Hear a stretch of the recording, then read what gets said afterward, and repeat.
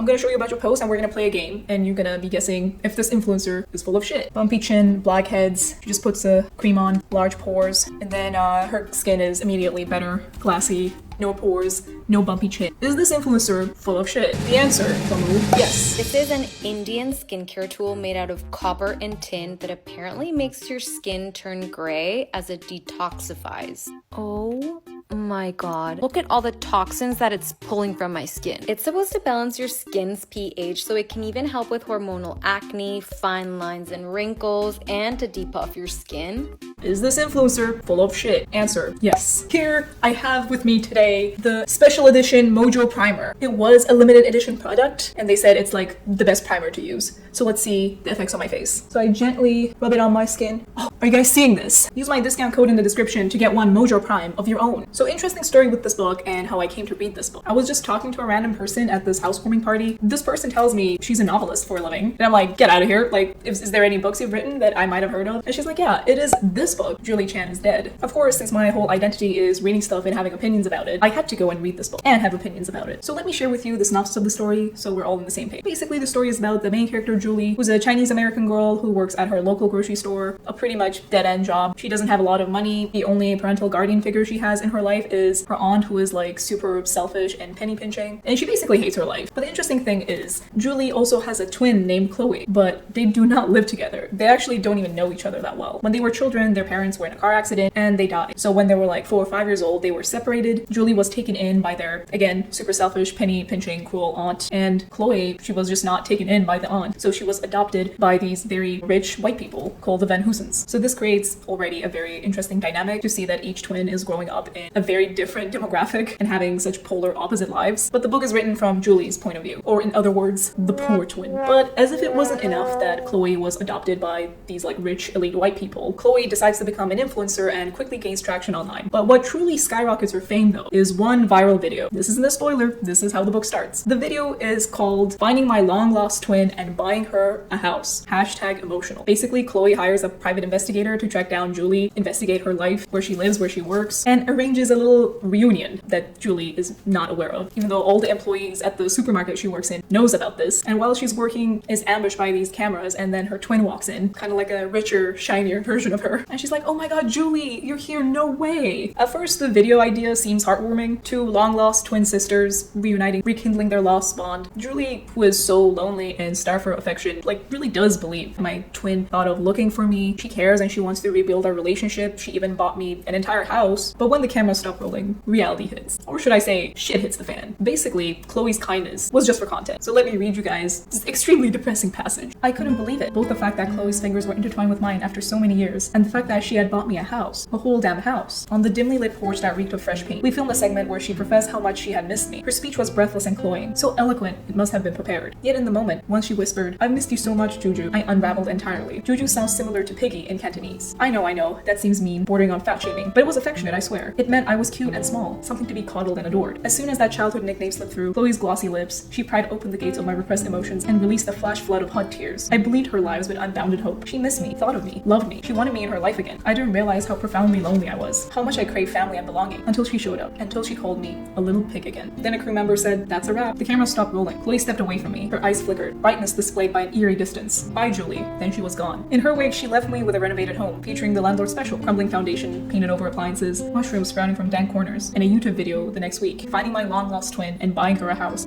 #emotional. It hit 10 million views in 2 days. People squealed about Chloe's generosity, how they'd cried watching the reunion, how lucky I was. But she never called after the video, never gave me her phone number, not even an Instagram follow. I watched as she broke 1 million, then 2, then 3, then somehow skyrocketing to 6 million followers, as she opened a TikTok account, as she networked with celebrities at New York Fashion Week, as she hard launched a boyfriend, some ratty tattooed white guy who looked one bad hair day away from starting a men's right podcast. That was pretty fucking funny. As she posted the breakup announcement shortly after. When the occasional commenter asked, what happened to your twin? She'd reply, Julie isn't a public figure. We all need to respect her privacy. People believed her because she was the adored Chloe Van Hoosen, who could do no wrong. Sometimes I wanted to reply, hey, I'm here. She only used me for her video. and she's actually a huge fucking cunt. But I could already imagine her rabid fans spamming me with hate messages, foaming at the mouth to defend their internet fave. She already bought you a house. What more could you want? You're just a knockoff, uglier version of her. No one cares about you. Desperate much? Despite the explosive views, sitting pretty at 20 million, people moved on from me quickly. I had my 10 seconds of viral fame, and after that, no one cared. I'm a redundant replica floating in my twin's orbit, a footnote in her grand life, a fun fact in her fan wiki. Did you know Chloe has a twin? So as you can see, Chloe was full of shit. But this isn't even the inciting incident, my friends. This is just like the background information for context. The inciting incident of this novel is when Chloe, our favorite influencer rich twin, dies right after calling Julie out of nowhere on the phone, which is indeed very weird and sets up a mystery because you're like, they're not even close. Why would all of a sudden she contact Julie out of nowhere? And why did she sound so panicked? And why did she sound like she was in danger? Only to be revealed to be deceased afterwards. Julie, like a normal person, immediately gets freaked out after this very bizarre phone call, and she decides to check up on Chloe. She finds out where she lives through the landlord documents, because essentially Chloe is the property owner of her home. Julie goes to Chloe's Manhattan apartment, and staff just let her in because they think she is Chloe because they look so much alike. And in her apartment, Julie discovers that yes, her twin is indeed dead. Horrified by discovering her twin's dead body, she immediately calls 911, and immediately police come to the premises. But when the police start asking her questions, she has a brilliant idea. So she decides to do a little switcheroo and say that she is Chloe and the person lying on the floor dead is her twin Julie. So it's kind of like the switcheroo in Parent Trap, but if one of the twins were dead. And you might ask yourself, who in their right mind would decide on such a bamboozlingly stupid idea? There is no way that she can pull it off. Everyone would be able to tell. But it's clear that Julie has just witnessed something traumatic, and even before experiencing this, she was not in the right mental state to be making good decisions anyways. And also there is a very slight potential that it might work out, because there are moments in public where they confuse her for her twin, or when the building staff let her into Chloe's apartment, or when she was trying to call the emergency services and discovered that her phone was out of battery, so she just looked for Chloe's phone, and Chloe's phone just unlocked itself with the Face ID because their faces are so similar. So she's like, you know what? She has all these social media accounts, all monetized, all these brand deals. It would be a waste for all of them to go to waste. And she's like, she only used me for content. And now she's dead. She won't cry about, me stealing her identity because she's already gone. And you're like, you know what? I can't disagree with that. So while it is still very reckless, it still has a slight potential to work. So when the police are interrogating her, she's super stressed out because she is lying out of her ass. She is able to convince the police that she is in fact the Chloe Van Hussen, and the person who is dead is Julie Chan. She improvises this story that somehow makes sense, and somehow the police just lets it go. And she's like, yeah, she always wanted her body to be cremated. So cremate her. So that there are no remains and there are no more questions asked. And the police is like, yeah. Every step of the way, Julie does notice that what she's doing is wrong, but there's also, again, the sense of righteousness because she feels used for what her twin did to her before, just using her for content. And she also has some unresolved traumas about, her twin getting to have this super privileged life while she was adopted by, her cruel penny-pinching aunt, so they had, such polar opposite lives. She always feels like she was cheated out of this glamorous life. And the monologues talking about these things are so heartfelt that you're like, I kind of agree with her, crazy enough. So with that, Julie impersonating Chloe goes down this whole rabbit hole, discovering what the influencer life is actually like. Guys, I have to be honest, reading this book was stressful, but in a good page-turning way. I was sweating reading most of this book because it was just so anxiety-inducing. But to be fair, I also sweat where I stand, so maybe it's not a great comparison. But I'm just trying to say that this book is a whirlwind of emotions, and it tugs a lot of heartstrings. I also really like this author's writing style. Some lines just make me feel so seen, so I'm gonna read you guys some of them. The next morning, I'm exhausted, but I clock into my shift at Superfoods and try going about my day. Would you like a bag? How would you like to pay? What a cute baby. It's the ugliest baby I've ever seen. I'm miserable, but the mindless work occupies my brain. Desperate for relief, I scroll through Instagram and read mean comments on Reels. An ad for a dress pops up in my feed. It's the style I'd rock in my mind. Girly with bows and ruffles, but it would look frumpy in real life. I find myself on the shoddy site nonetheless. The dress is $55. I can tell it's going to be dropshipped and will arrive on my doorstep in 3 months looking nothing like the images, if it arrives at all. But I still click on purchase with 4 installments, yearning for the temporary euphoria of impulse shopping. I definitely have not done this. Speaking about the influencer world, there is a lot of social commentary in this book because it's meant to be a satirical thriller. Especially a lot of social commentary is on race and privilege and how those things are tied together. I guess I already knew, everyone thinks they know how fake and how performative the influencer industry is. Everyone thinks they're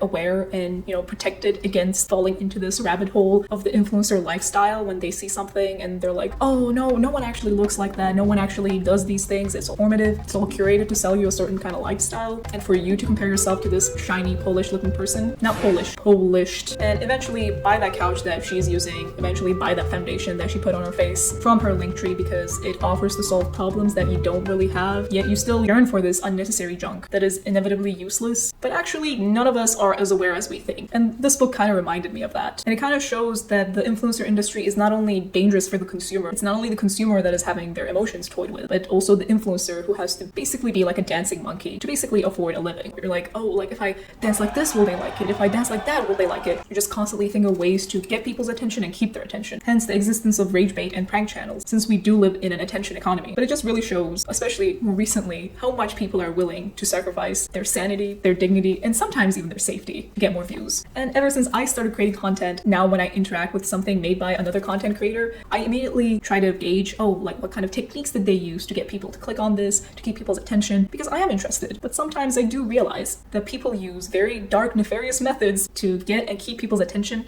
without offering any sort of value. I used to stop scrolling on these videos where these, kind-hearted, generous, magnanimous dermatologists or beauty estheticians would share like a bunch of photos. It would, like the beginning of the video would be like a bombardment of a bunch of photos saying, do you have this? Do you have acne scars? Do you have like a little bit of peach fuzz? Do you have like dry lips sometimes? Just like normal ass things that people have, not even like a, disease or like a extreme skin condition. And at the end, she'd be like, oh, if you have all of this, then you have a problem. You're fucking disgusting. You need to buy this acid, this serum, this whatever to fix whatever's like wrong with you. Like you just showed me images of how people look like on a regular basis. On one of these videos, I literally saw someone like showing like hair frizz. And I'm like, that's not a medical condition. That's not a medical condition that needs a product to fix. To be fair, a lot of these like beauty and like skincare products posts are targeted more towards women, but nowadays they're reaching the men too, making them feel bad about like hair loss and other things. The time you spend scrolling on social media and absorbing this kind of post like really affects your mental health and peace of mind. So to help my subscribers, retain their sanity, I put together some advice to help you guys to basically tell if an influencer is full of shit. Number 1, if in the first 5 seconds of the video, if the creator says stop scrolling, keep watching, something like that, immediately don't listen to them. There is no faster time I would be scrolling or getting away from that personally. These people don't even have the storytelling skills or methods to keep your attention, so they rudely ask for it with a manufactured sense of urgency. Do not waste your time. Number 2, if a creator claims to have achieved a certain kind of goal and solved a certain kind of problem, and their credentials is only, well, I did it, and they only show visual proof. For example, a creator says, I've lost a bunch of weight, and they put like a before and after image. I'd be very careful with those. I'm not saying they're all full of shit, but then you need to ask another set of questions. Is the solution they're offering for free? If you just watch the videos, watch the content on their channel, can you essentially reach the solution that they're talking about? Or do you have to go to their link tree and buy a course, buy a manual,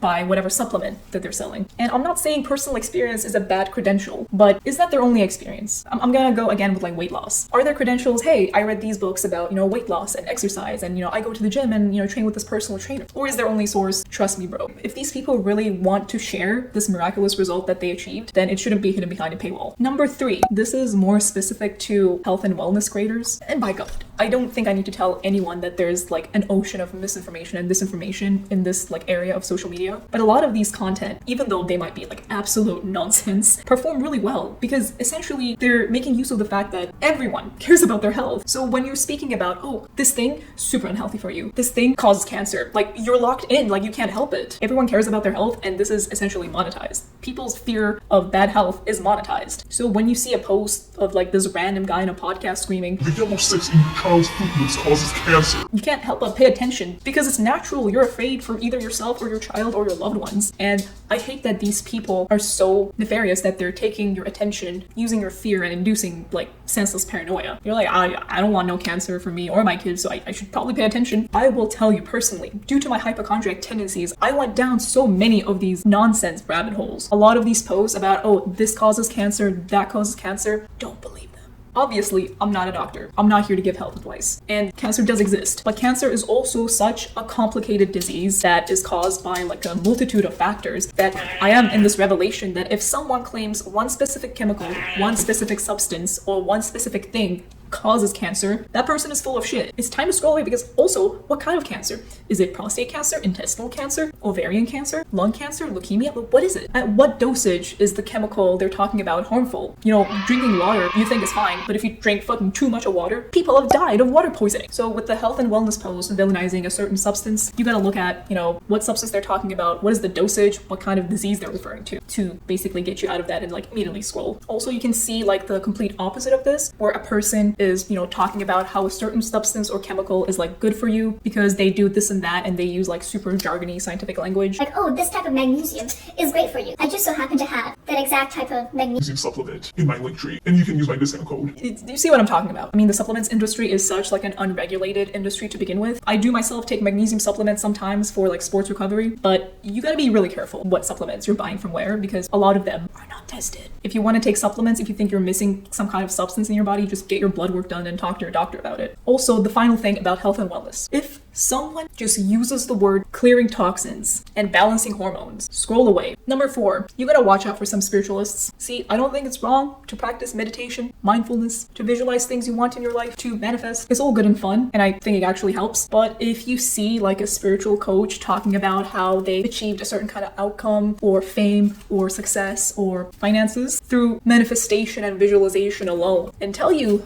that you can also do these things through manifestation and visualization alone, if you just join their manifestation seminar, yeah, that's pretty self-explanatory. I think you guys got that. And number 5, people who talk about things that aren't problems as problems. I saw one post where this girl is like, oh, do you just like not hit your necklines? I'm like, who are you talking to? What are you talking about? Necklines? You know, the folding of the skin. When you fold your neck, it tends to leave lines because of the folds of your skin. And this creator is like, oh yeah, I have a cream for that. And you just like put it on and like fucking bind it with stretch film and you're good to go. No necklines left behind. Huh? If you see people manufacturing insecurities, just immediately scroll away. Do not interact with that. See, I provided this information for free. It wasn't behind a paywall. Okay, class is over. Back to the story. So as we move along in the story we get introduced to this group of like very rich elite influencers called the Belladonnas. Most of the Belladonnas are white women, with just Julie impersonating Chloe and another woman named Isla being the only 2 people of color within the Belladonnas. And apparently this, you know, exclusive group gets to go on this yearly retreat to like a remote place every year. So I'm like immediately,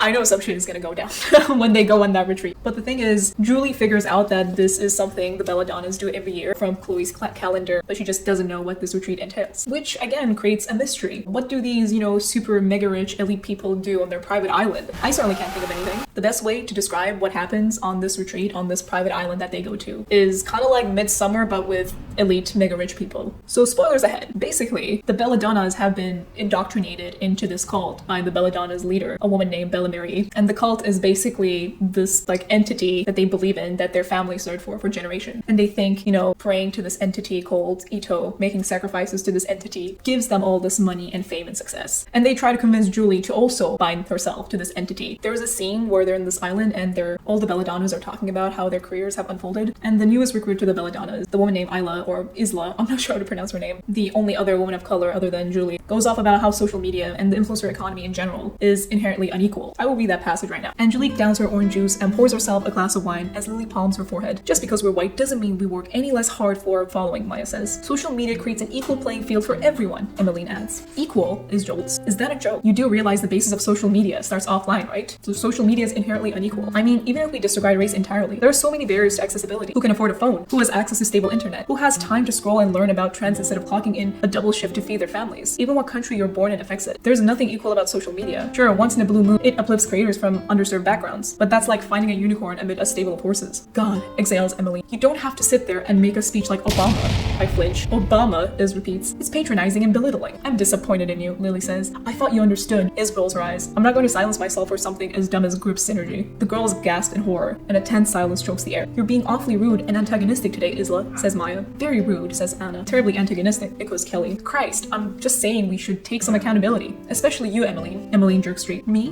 Why are you singling me out? You know exactly what I'm talking about. So I need to give some context here. Emmeline is a character that basically almost got canceled because she made some like racist tweets way back when, and when she was like gaining traction online, these like racist tweets resurfaced, and she had to make like a teary apology video saying, you know, she was a different person back then. Okay, let's keep reading. Fuck. Emmeline is visibly shaking, as if there's a timer within her. Tick, tick, tick, about to explode. Her pale cheeks bloom red as her eyes grow misty. Those tweets were from years ago. It wasn't cool to be a racist in 2010. Emmeline starts tearing up. Look what you did. Kelly holds Emmeline's hand, patting her back. Apologize. What? Is pushes her plate of food away. No. Are you fucking kidding? I feel like I'm going crazy right now. That's obvious, Anna says. Your jealousy is showing and it's not pretty. Very ugly, says Maya. I scan the table and notice that Anna, Maya, Lily, Kelly, and Emmeline have somehow joined hands. Their shoulders pressed together like a solid wall. They all bare their teeth. Their expressions are so similar that for a second, I can't tell them apart. Okay, so now we're just attacking my appearance? Iz blows out a breath, exasperated. Fine, let's talk about appearance and race since you're all so desperate to pretend it's not a factor. Well, newsflash, it is. It's inherent in the business of photo and video content. She turns to Emmeline, who has 2 rivers streaming down her cheeks. Like your videos. I love the aesthetics, which I don't doubt is thanks to your editor and entire creative team. But you never fail to complain about how hard your life is, about how you're depressed and lonely all the time. Meanwhile, you're jet-setting to Paris, attending fashion shows, eating hotel brunch, and lounging in your little New York penthouse with your dog. You have the luxury of boredom, and people eat it up. Why? Because you're a stereotypical beauty, desirable by Western norms. People are sympathetic to your struggles because your appearance makes your whining palatable. And I'm not saying your feelings of depression are genuine. They're valid. I'm only saying if a black or Hispanic, or hell, even Asian, she turns to me and I recoil, person said the same things you do, they'd be labeled as ungrateful. If we rotted in bed like you, our oily hair would be seen as dirty and lazy instead of relatable. We have to confine ourselves into these perfect yet non-threatening boxes, while you have the privilege of complaining because you fit the aesthetic of the sad white girl that society thirsts for. That's not true, Emmeline says, dabbing her tears with a gingham napkin. You don't know how hard I worked to get to where I am, but I've given up. You're making me upset. You can't cry your way out of everything, Emmeline, Iz sighs, while the rest of the table gapes. Obviously, we all worked hard to get to where we are, but acknowledging our privilege is still important. We all put in our hours. We are all on the grind. We've all sacrificed, but some people will sacrifice less and get more, and other people work themselves to the bone and get scraps. That's the nature of life, and social media is not an exception. So I get what is trying to be said here, but this was the only part of the book where I was like, damn, this character really is like a mouthpiece to basically express what the author feels about this issue. And that's fine, but I just feel that it was like forced down my throat a little bit too much. And I think we all know that social media is not equal. I mean, do you think I'm equal to someone like Mr. Beast that has like a full team behind him making like these film quality level videos? Attractiveness plays a factor. Being able to afford like a good mic or a good camera plays a factor. People can catapult into fame just for doing like a silly dance at age 15 or just even lip syncing to a song and just being plain old pretty. So what happens at the end of this book, I will not spoil, but I did give you like a comparison saying it's kind of like Midsummer with ultra mega wealthy elite rich people. So draw your own conclusions from that. So as you can tell, a lot of influencers don't give a fuck. So don't you dare trust me either. I'm a stranger on the internet that you've never met. So if I ever try to sell you something with the promise that it will fix a part of you, question that. Question that real hard. This is all I had to say about this book and about how most influencers are full of shit. Leanne, if you ever see this video, I loved your book. Anyways, love you guys. Okay, bye.